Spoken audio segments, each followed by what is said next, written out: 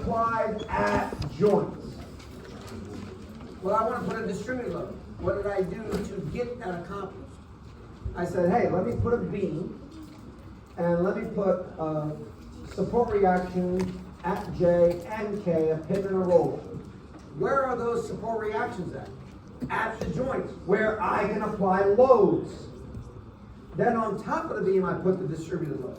So when they say, hey, you can only have concentrated loads, this is the let me go around that rule and get distributed loads in. Okay? So rule number one, hey, only concentrate. Well, I just added a distributed load. It wants to know DC and NO. Well, DC and NO sit right here. Here's DC, here's NO.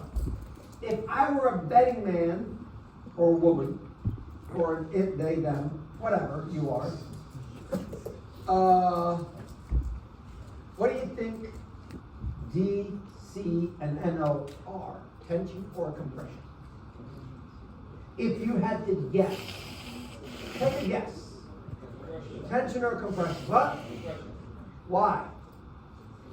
Being pushed down. That whole freaking truss is acting like a column. How does a column carry a load? Through a compression.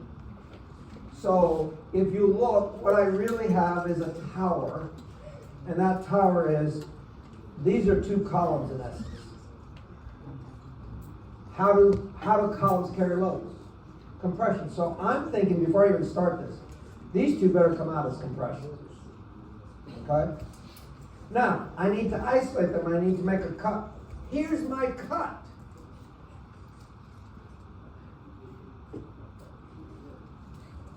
What? Hey, you can make any cut you want. You want a sinusoidal cut? You want a cosine function? You want straight, diagonal, whatever. You can make whatever cut you want. And now you're going to tell me, hey, dipshit, you just cut through 4 members. You cut through DC, DT, NT, and NO. Yes, I did. But you're only supposed to cut through 3. I broke another rule. Why am I going to get away with it?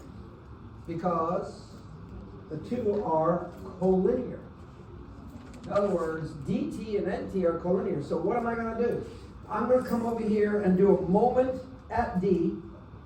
DC, DT, NT go through D. Therefore, they create no moment. I'll find NO. Then I'll flip it and take a moment at N. DT, NT, NO go through N. I'll get DC. So yes, technically you're supposed to cut through no more than 3, because you only have 3 equations of equilibrium, but I can get away with it in certain situations by cutting through 4 or 5 or 6. Depends on the arrangement of the members of the truss. In this case, the 2 horizontals are collinear and I can get away with it. And that's what I'm going to do, get away with it. So first things first, I need to find the reactions at the pin and the roller JK. So here comes a free body diagram of the beam. This is chapter 5 all over again.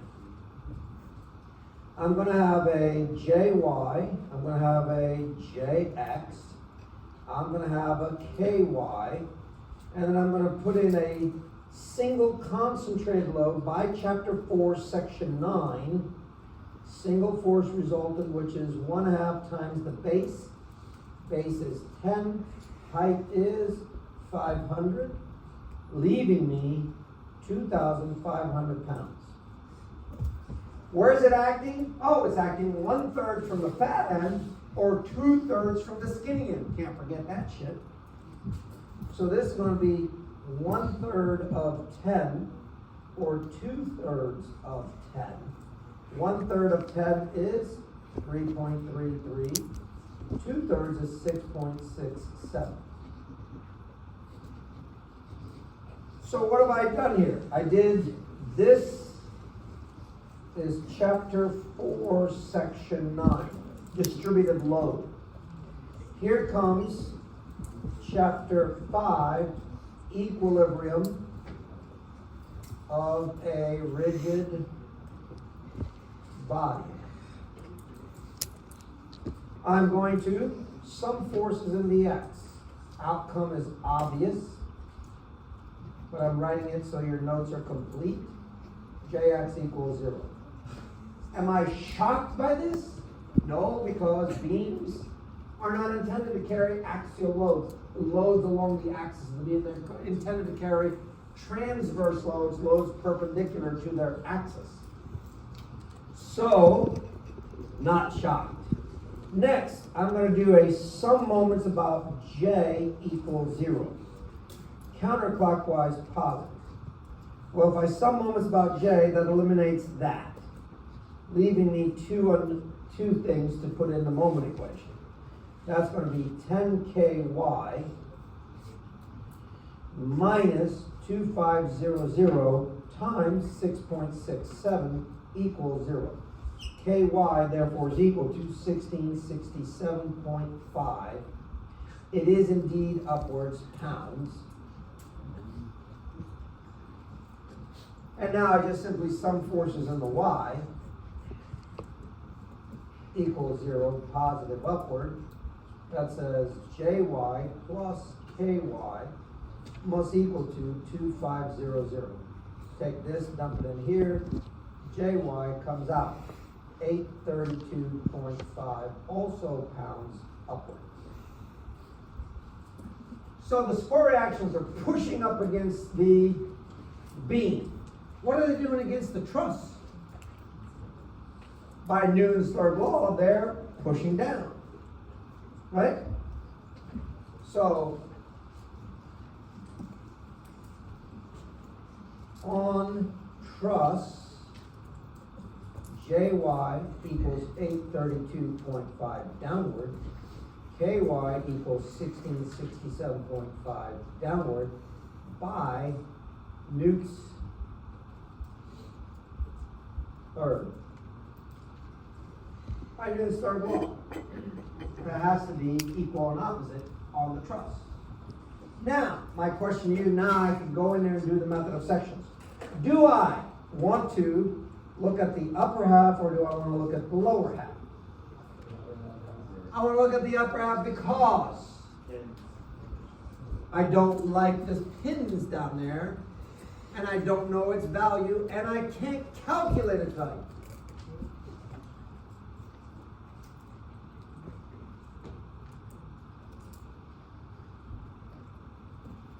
What's so interesting? Are you looking at porn? What the what? Not in class for sure. Okay. Oh, so you do look at it outside of class? Oh, that is your business. What? Things that make you go, So what were you looking at? I did the phone call trying to figure out who it was. They had the same area code as me. What do you think? Is he lying to me or is he telling me the truth? He was watching porn. Yeah, I'm with you.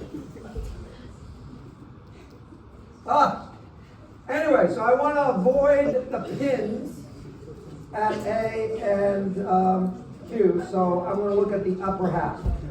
So here is free body diagram, upper half. So I've got this.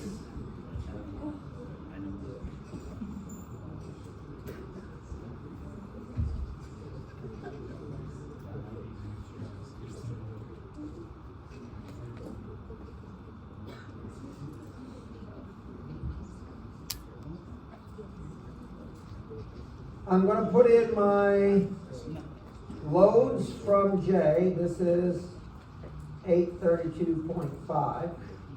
This is K, 1667.5.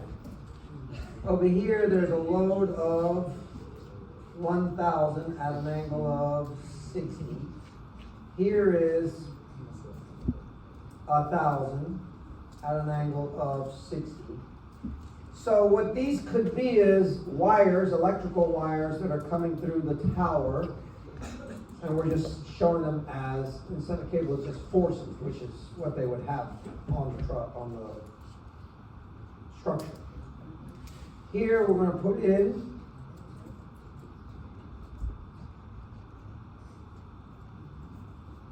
this, and we're gonna show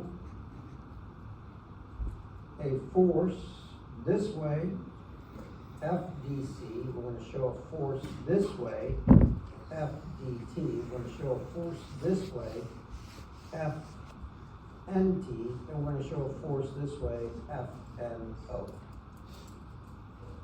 That's my free body diagram of the upper section of the truss. Now I'm going to take a moment at D. If I take a moment at D, everything wipes out except F and O, because everything's line of action goes through D. So this is D, that's N. Some moments about D equals 0. I'm going to take clockwise positive. That's going to be 1667.5 times 10. Notice the 832 is going through D. It's not going to generate a moment. Plus 10 times FNO. Plus now these guys have components in the X and Y. So here come the components in the X and Y. 1000 cosine 60 times 20 plus 1000 sine 60 times 2.5 minus 1000 cosine 60 times 10 minus 1000 sine 60 times 2.5 equals 0. F and O comes out. F and O comes out as a minus 2167.5. Minus sign telling me, hey, I was right, it is in compression. F and O is equal to 2167.5 C. So all I did here was I took these guys and broke them down into components this way and that way, this way and that way. Those are the components, and I took the distance from those components to D and so forth. Yeah? How much do we lose from not saying compression? At least a tenth or 2/10 of a point. It is very important to know. It's not something you should never forget to express. Whether it's here or in the real world, you need to know whether it's in compression or tension. That makes a big, big difference. Next, I'm going to flip it. I'm going to say some moments about N equals 0. And I'm going to take counterclockwise positive. That's 832.5 times 10 plus 10 times FDC minus 1000 cosine 60. Professor, please go down. Yeah. Thank you. Times 10 minus 1000 sine 60 times 2.5 plus 1000 cosine 60 times 20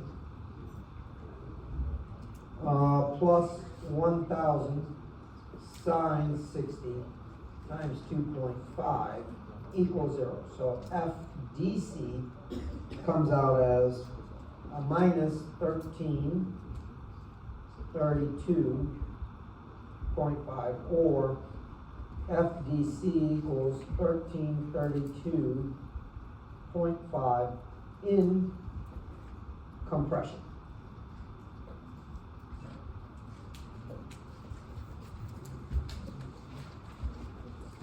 Okay? Questions? So, I didn't hide from you the ability to break some rules. I actually showed them to you so you could see, yes, I can break some rules as long as I am able to. Go ahead and break the rules. the rules broken here was, don't cut through more than 3 unknowns. Well, I did, I cut through 4. Hey, don't you dare put a distributed load because you have to have only concentrated load. I broke that rule. Yeah, Do you still need a textbook for the joints or no? speak up, my son. Do you still need a textbook for the joints? What about it? Do you still need it or no? No, I don't need it. Okay. Any questions? All right. Remember, this Friday's quiz